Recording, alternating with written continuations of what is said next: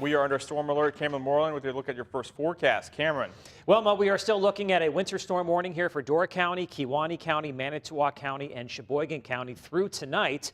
Further inland, we have a winter weather advisory. Storm Shield radar showing bands of lake effect snow working west back into northeast Wisconsin. As we zoom in here just a little bit closer, you can see most of the snow is light, but there are still some bursts of moderate to heavy snow at times, and that'll continue throughout the night. Now, the heaviest snow right now is falling in an area that's already gotten pounded by lake effect snow over the last 24 hours. 9 inches in the Two Rivers area. We've had about 8 inches in Algoma, and then 10 to 18 inches across parts of central and northern Door County, including Ephraim, where 18 inches of snow has fallen. We've had 16 inches in Bailey's Harbor and about 11 inches in Jacksonport. Through the rest of tonight into tomorrow morning, another 3 to 6 inches is possible from Door County down through Sheboygan County. Further inland, a dusting to maybe an inch or so, which will bring totals to around 3 to 5 inches for most of us. Farther east towards the lakeshore, some spots will see around 20 inches of snow or more by the time we get to tomorrow morning. So lake effect snow continues throughout the night into tomorrow morning. It'll be briefly heavy at times. We're also going to see some blowing and drifting, and that will create difficult traveling. Mo? All right, thank you so much, Cameron. Well, new tonight, police investigating Sunday's mobile home fire in the city of Marion after a person died inside. NBC 26's Matt Jarko has more on this story. Police got a call at about 12:30 Sunday afternoon about a fire here at this mobile home in Marion. When first responders arrived, they found the one resident of the home dead inside. Officers say they aren't sure yet what started the fire or how long it burned until officers arrived. Police say first responders saw smoke coming out of the home, but they did not see major flames. Neighbors say it's a difficult loss for their community. They're remembering the victim as a nice person, always happy and willing to help. I'm going to miss about peeking out there and seeing her taking out her dogs and stuff and saying hi to her and talking to her for a little bit. You know, I mean, it's sad that she's gone. The name of the victim is not being released until an autopsy is finished. A sheriff's deputy remained on scene Monday afternoon. Police say several pets also died in this fire. It remains under investigation tonight. Reporting in Marion, Matt Jarko, NBC 26. All right, thank you, Matt. And the Green Bay police have arrested 2 brothers wanted for murder in Phoenix. On Friday, officers got a call from the Phoenix Police Department about the suspects who they believe were heading to home in Green Bay. The Green Bay PD was able to match the description and track one of the suspects down. And with the help of U.S. Marshals, they did arrest him. Green Bay officials also managed to find the second suspect inside that home. And officers were able to arrest the men in less than 24 hours. And the Broward County Sheriff's Office are asking for the public's help in finding 15-year-old Casey Vang of the village of Bellevue. They believe she is a victim of human trafficking. Officials say Vang has been missing since last Thursday. She was last seen in Milwaukee with her younger sister on Saturday. The younger sister is home now and is speaking to investigators. If you do have any information, please contact the Broward County Sheriff's Office. The bomb squad was called out to the Franklin Street Post Office in Appleton this morning. Employees called about a suspicious package left in the parking lot. NBC 26's Eric Kress has more details from Appleton. Now, the post office may be closed today for the holiday, but last night that did not prevent one man from trying to drop off 2 packages with a postal employee right here late Sunday night. Now, investigators with the Appleton Police Department say that at about 11:55 Sunday night, a man approached post office employees in the back parking lot here to try to get 2 packages delivered to Denver. Now, a postal worker says they told the man that he needed to follow proper mailing procedures, but the man left the boxes in the lot anyway. Neither box was properly secured, and wires were noticed coming out of one of the packages by an employee. The bomb squad was on scene within an hour and evacuated the building just in case. They eventually were able to determine that one package was essentially empty. The other package contained some electronic items, a DVD player, some of the cords and wires that went with that. Now, late this afternoon, investigators tracked down the man who left the packages. They say he lived nearby at a group home and have some mental health issues. Now, they do not plan on filing any charges against that man who says he was simply trying to send a package to a friend in Denver. Keeping you connected in Appleton, I'm Eric Crest with NBC 26. All right, Eric, thank you. Covering America now. On this day honoring a civil rights icon, Washington is still trying to figure out if immigrants who came here illegally as children should have the right to stay. Also, another question, will there be a budget approved or a government shutdown coming this Friday? Tracy Potts is live from Capitol Hill with the latest.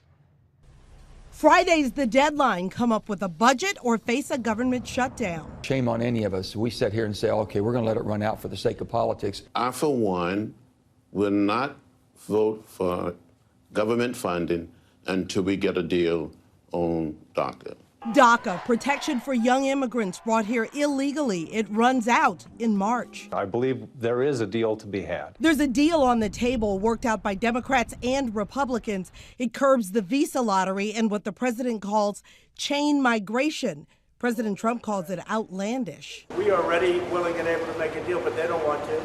They don't want security at the border. I think we put $40 billion of border security in that bill. DACA is probably dead, the president tweets. He's concerned the budget deal would take money away from the military. He basically said, I'm calling this program to an end and I'm putting a shotgun to everybody's head, and if you don't give me my wall, I'm going to pull the trigger. Friday, a hard deadline for the budget, a soft deadline for DACA, but so far, no deal. Now, the president is defending himself in that debate over whether he used profanity to describe Haiti and African nations. Lawmakers say they don't expect that to derail these negotiations over DACA. Tracy Potts, NBC News, Washington. And the administrator of the Hawaii Emergency Management Center says last weekend's false alarm was his responsibility. Vern Miyagi says a false alarm happened as part of a drill. The group has been doing these drills for months. Miyagi says last Saturday the wrong button was pushed. He says then they had no system in place to quickly send out a second message to actually cancel it. Now Miyagi is taking ownership. During the last practice drill on Saturday, the wrong button was pushed by one of our employees. And that's what got it out. Now, this is my team. This is my responsibility. This is my fault. A wreath-laying ceremony honoring the late civil rights leader Martin Luther King Jr. at his monument in Washington, D.C. today. His son, Martin Luther King III, says there is still much work to do to honor his father's dream as we approach the 50th anniversary of his assassination this April. I'm not here to talk about what has not happened because we know what has not happened. But what I'm here to do is to look to the future, to figure out how we as a nation can come together as the nation that we always have been. And back here at home, members of the Northeast Wisconsin community are using Martin Luther King Day to give back. St. Norbert College calls it the Day of Service. Volunteers from the college partnered with Ameriprise at Feeding America just north of Appleton. On our team at Feeding America, we have several of the students who are on the basketball team, as well as some of our international students and community partners. So it's a great way to collectively meet each other and give back to the community.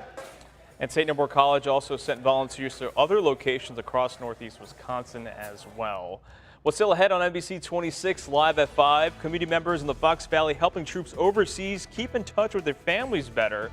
And also, a Racine woman has social media to thank for finding a kidney donor for her mother. And the Wisconsin DOT says the Maple Oregon Street Bridge in Sturgeon Bay will be closed for a few days. It'll be closed from vehicle and pedestrian traffic from 8 in the morning to 4 in the afternoon on Tuesday through Thursday. The DOT says the closure is for shims under the bridge deck. The Bayview Bridge is another route for motorists. We are under a storm alert here at NBC 26, still looking at that winter storm warning here for Sheboygan, Manitowoc, Kewaunee, and Door counties into tomorrow morning. West of that, we have a winter weather advisory for the rest of the viewing area. Storm Shield radar shows lake effect snow bands continuing to develop across the lake and then move west towards the Fox Valley. As we zoom in here just a little bit closer, you can see the most concentrated area of snow showers is running from southern Brown County through Manitowoc County and then north across the Door Peninsula, where once again some areas have just gotten pounded over the last 24 hours.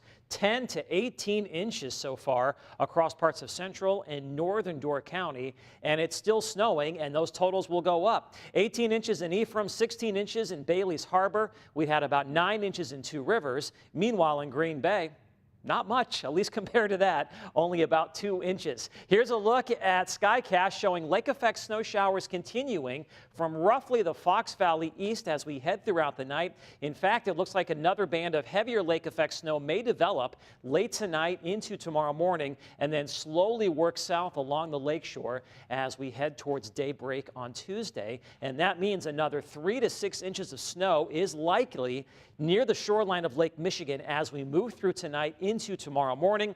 Further west, away from the lake, the totals will be much, much less, dusting to perhaps another inch or so, which is going to bring totals into that 3 to 5 inch range for much of the viewing area, less north and west of the Fox Valley, and obviously much more towards the shoreline of Lake Michigan. Some areas will end up with 20 inches of snow, although some locally higher amounts are possible, especially from Bailey's Harbor up towards Ephraim and Sister Bay, excuse me. So lake effect snow continuing at times throughout the night. It'll be heavy, especially right near the shoreline of Lake Michigan. We're going to have some gusty winds, and that will produce some blowing and drifting snow. So how does lake effect snow develop? Well, you need cold air moving over relatively warm water. That creates an unstable air mass.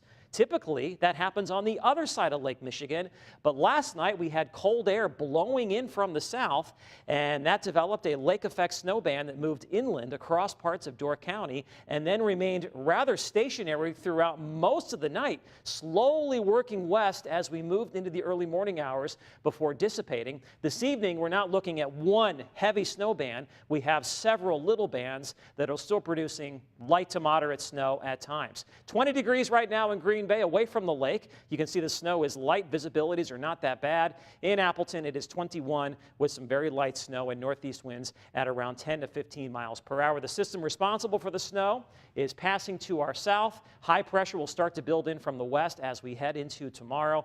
Underneath that ridge of high pressure, frigid conditions, highs only in the single digits above and below zero. Here in northeast Wisconsin, we had lower to mid-20s, which is typical for today. And by the way, today is the coldest day of the entire year. If you have to just pick one day, today's that day. So we are at the heart of winter. Tomorrow's going to be another chilly one. Maybe a couple of snow showers early, especially near the lake, and then a chance for a flurry as we move through the afternoon. High temperatures will be in the lower to mid-20s. SkyCast shows away from the lake as we head through tomorrow and into Tuesday. The weather is going to be relatively quiet, just a couple of flakes from time to time. So tonight, lake snow showers, especially near Lake Michigan. Overnight lows will be near 12. Tomorrow, sun and clouds. A few flakes are still possible. High temperatures will be in the lower to mid-20s. On Wednesday, sun and clouds, 21. Chance for an isolated shower on Thursday as some warmer weather moves in. In fact, we're looking at the second January thaw of the month, close to 40 on Saturday before a big storm develops across the central part of the country. We'll have to watch that one. There's lots of question marks. High temperatures on Sunday and Monday will be in the lower half of the 30s. Yeah, but just get through today. You got a little bit of Wednesday and Thursday to look forward to. It's better at least those days. Yes. Once we get past it today, we'll look forward to another January thaw, and then after that, another storm. All right, everyone, be patient out there. Thank you so much, Cameron. Well, still to come, a Racine woman has social media to thank for finding a kidney donor for her mother. Check it out after the break. Welcome back. There's been an uptick in the number of people catching the flu this year. Prevea Health Centers across the state had their first case back in August of 2017. As of today, they're reporting 186 cases since then. That's a huge increase from last year when the number of people impacted was just at 47. Now, workers at Prevea say the strain of the flu that has been around lately is more contagious and severe. They also say vaccine hasn't been very effective as well. Now, if you feel sick, you can stop yourself from feeling worse. If you are sick with what you think is the flu or something similar, it's very important that you stay home. You have to rest, and also in this way that you will prevent the spread of it because you're not out and about. And health professionals do also say if you do have the flu, chances are it will go away on its own. A Racine woman has social media to thank after she put a plea out on Twitter to find a kidney donor for her mom. Her tweet was shared thousands of times and caught the attention of a woman living in Portland, Mara Lopez. She said she met with her family for 4 days before Christmas and learned that she was a match. Then 4 weeks later, they underwent surgery. Her mother is still in disbelief about how fast it all happened, but not with her daughter's determination. I'm not surprised because, I mean, that's how Fernanda is. She just takes charge and just gets things done and doesn't say much, just does it. Family now wants to spread the word about the importance of organ donation. Well, still to come, community members in the Fox Valley helping troops overseas keep in touch with their families. See that after the break. Welcome back. The Fox Community's credit locations are collecting used cell phones to send to troops overseas. The proceeds from the phones will be used to send prepaid international calling cards to troops who use their approved phones. We checked it out, and it was a sister and brother that had done this for years. They wanted to make a difference and to make sure that families could get in touch with the soldiers that were protecting all of us. And also, if you'd like to donate a used phone, the Fox Communities Credit Union will be taking donations from tomorrow until January 29th at all of their branches. So do you ever wonder what happens to your suitcase when you check it in on a flight? One family checking a baby car seat learned what happens in. It can be pretty nasty. Here's John Matarese with the story. Did you ever check a bag on an airline and find they scratched or dented it, maybe even broke a wheel? Well, it's one thing if it's an old suitcase. It's another if it's a brand new baby car seat and your child or grandkid is left with no seat when you get to your destination. Can you grab your monkeys? Andrew and Taylor Caudill took their 5-month-old on his first airline flight on Frontier Airlines to Orlando. He did great. His seat did not. Plastic is cracked and broken. You can see just how much it's been scraped up and damaged. Agents told them that if they checked the seat at the gate while boarding, there'd be no baggage fee. We were told that if it was gate checked, that it'd be fine. When they stepped off the flight, they were stunned. There's just oil that was all over it. When we arrived in Orlando, by the time we got our car seat back, it was banged up, scraped up, damaged, covered in oil, and completely unusable. It's really a question that affects every parent with a young child who flies. How do you bring along a car seat like this or a stroller without the risk of it getting damaged?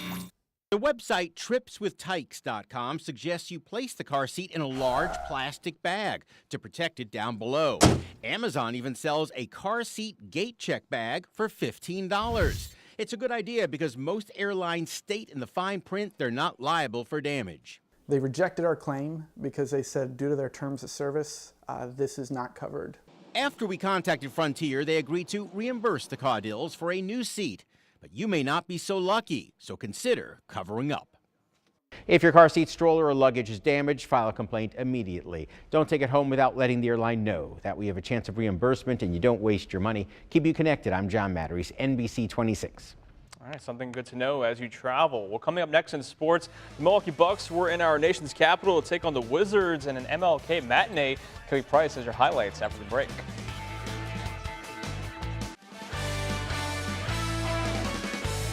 And now, NBC 26 Sports with Kelly Price.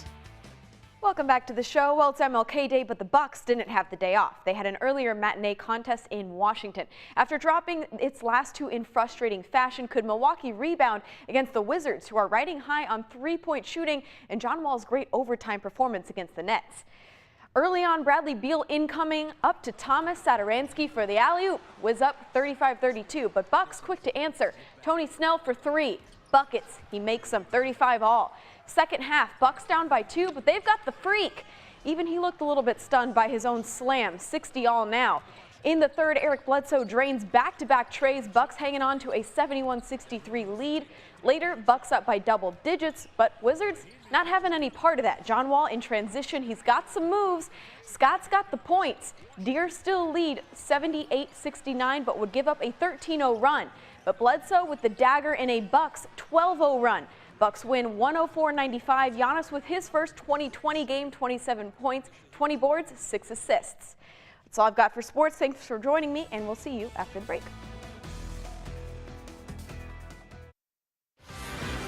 All right, welcome back. Cameron, you are tracking a storm alert this time. Yes, some of us have seen a lot of snow, and the snow's not over yet, and that's why we have winter storm warnings here for the lakeshore. Further inland, we're looking at a winter weather advisory. Storm Shield radar shows lake effect snow showers continuing across parts of northeast Wisconsin, especially from about 41 east towards the lakeshore, and that's where the bulk of the snow will fall from here on out. The snow could fall heavily at times. In fact, with some of those snow showers, we'll have some blowing and drifting with gusty northeast winds at around 10 to 20 miles per hour. For the rest of the night into tomorrow morning, 3 to 6 inches near the shoreline of Lake Michigan. About an inch or so further inland. You can see the totals when all is said and done, 3 to 5 for most, but across the Door Peninsula and near Lake Michigan, some spots picking up over 20 inches of snow. Tomorrow, lots of clouds, a little bit of sunshine, maybe a snowflake with highs in the lower 20s. All right, thank you so much, Cameron. Thank you for watching us. We'll see you back here at 6. Have a great night.